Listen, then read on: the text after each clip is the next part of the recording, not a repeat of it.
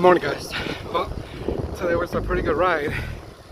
We went all the way, did a pretty big loop from North Apopka over to Longwood, Altamont, and then went up north to Lake Mary, Longwood, and back down Markham Woods Road, and then took the back roads through Old Altamont.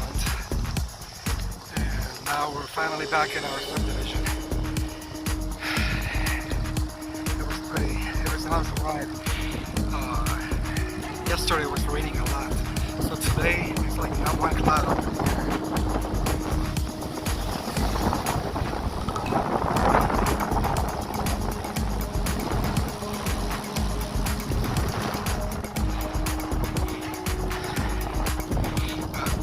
It's a good ride. Enjoying the weather, trying to stay active. Today we finished the running challenge that we've been doing on Garmin Connect.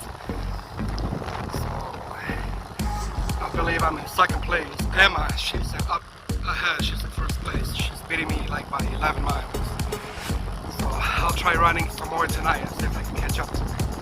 But I'm not sure if I'm gonna have enough energy today to run 11 miles to catch up to her.